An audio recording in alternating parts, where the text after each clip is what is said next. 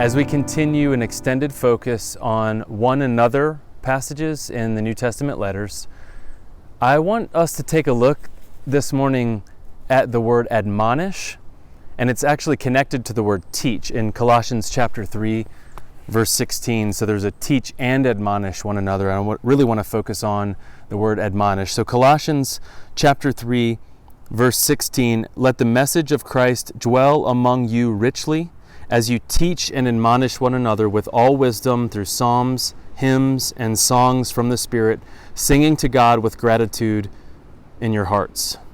So teach and admonish one another, with an emphasis this morning on the word admonish. Sometimes the word admonish in the English language is used as a warning. That's not how I want to use it today. The Greek word is noutheto. And the beginning of that, the nous or the nous means mind, and then the theto part means to place inside of, or to lay down, or to put down, or set down. And so in the Greek, the word that's translated into admonish, noutheto, means to place inside of the mind. So think inception. So admonish is similar to teaching. So teaching and admonishing are put together in this passage, in this Colossians 3:16 verse, a reminder for us to teach and admonish one another. They're connected, but they're not the same. Teach or teaching is didasko, that's instruction. And then admonish, noutheto, is to place in the mind. So instructing and then placing things in one another's mind. So admonish isn't the same as instruction. Instruction is information. Teaching is instruction, it's giving information, but admonishing is putting something in our mind. So what I just did just now is I taught for a moment, right? Because to talk about a Greek word or some Greek words and the root words and the derivation of those words, that's instruction. But I want to admonish now, if I could. I want to see if maybe we would be open to have an idea placed on our minds. But this isn't the movie Inception. In the movie Inception, ideas were secretly placed in the subconscious or unconscious minds of people. This morning, I'd like to invite us to collectively open our minds. Isn't that the way to learn and to grow? Isn't that the way to be admonished? For something to be placed in our minds, we first must open our minds. So shall we? There's a story about a flock of wild geese that were flying south for winter. This story is attributed to Søren Kierkegaard. He was a 19th century Danish philosopher and theologian.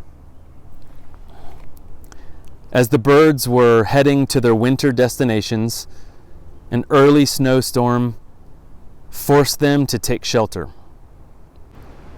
They spotted a farm with an open barn, landed, and took shelter in the barn overnight. The farmer was quite surprised to find that he left the barn door open and that the barn was now occupied by a flock of wild geese. But he took compassion on the snowbound birds and provided food for them. The snowstorm lasted several days and the geese decided to stay put. The farmer continued to feed them.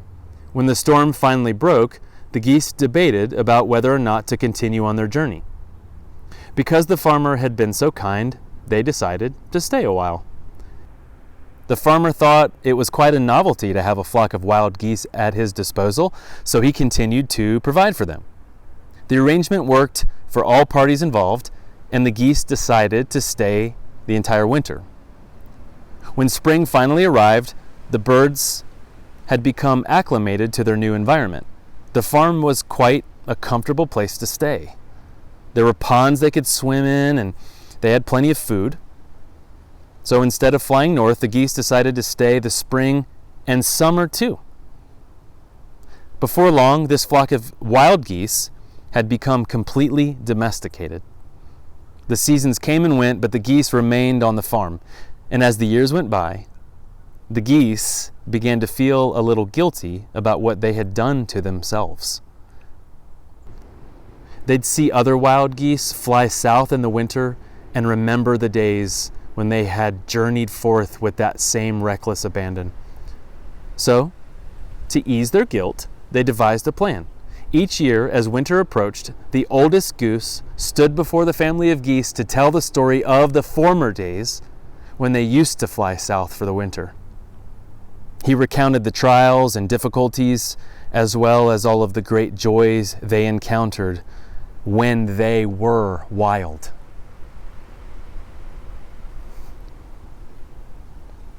So here's the admonishment. My sisters and my brothers, have we gotten tame?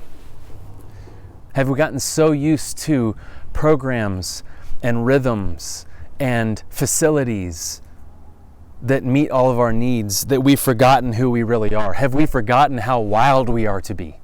Have we forgotten that what this is all about, the movement of Messiah is all about, the anointed one?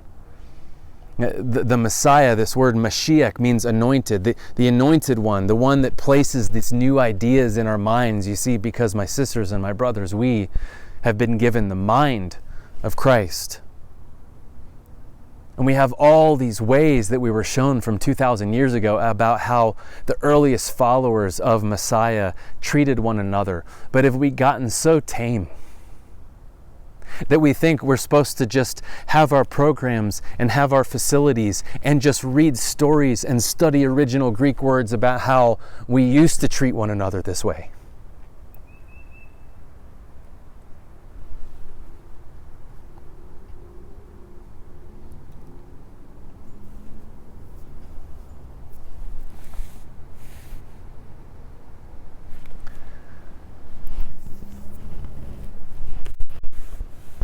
These New Testament passages are not words frozen in time that we are just supposed to study about. They are inspirations to keep us wild. May you realize that the next phase is not to determine when we can meet in large group gatherings. Our primary task is to believe that we are being built into a building and to live out our faith. Let's not just study about when our sisters and our brothers before us used to do these things. Let's do these things. Let's teach and admonish one another. Wild geese, when they fly together, they fly in a V formation, and the one in front has the hardest job with all the wind resistance, and then when they get tired, they go to the back, and then somebody else takes their turn, because you see, in community, we take turns leading, and we support each other through tough times. We are meant to fly.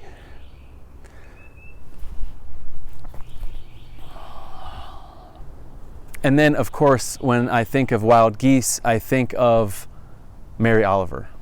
Mary Oliver was a 21st century groundbreaking poet, a teacher of many, including myself, and her poem, Wild Geese,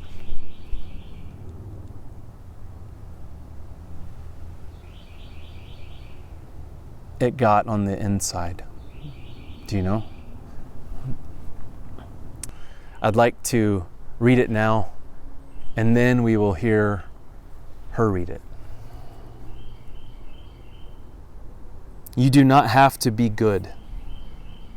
You do not have to walk on your knees for 100 miles through the desert repenting. You only have to let the soft animal of your body love what it loves. Tell me about despair, yours, and I will tell you mine. Meanwhile, the world goes on. Meanwhile, the sun and the clear pebbles of the rain are moving across the landscapes, over the prairies and the deep trees, the mountains and the rivers. Meanwhile, the wild geese, high in the clean blue air, are heading home again. Whoever you are, no matter how lonely, the world offers itself to your imagination, calls you like the wild geese, harsh and exciting, over and over, announcing your place in the family of things.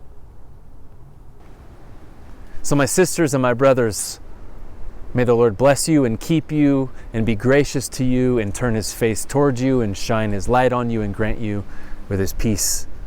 In the name of the Father, Son, and Holy Spirit.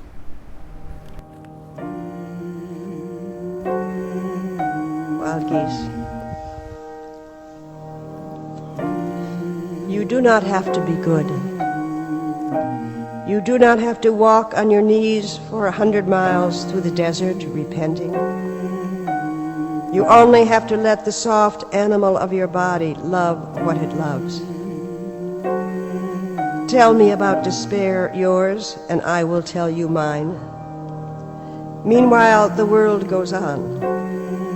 Meanwhile, the sun and the clear pebbles of the rain are moving across the landscapes, over the prairies and the deep trees, the mountains and the rivers. Meanwhile, the wild geese, high in the clean blue air, are heading home again. Whoever you are, no matter how lonely, the world offers itself to your imagination, calls to you like the wild geese, harsh and exciting, over and over announcing your place in the family of things.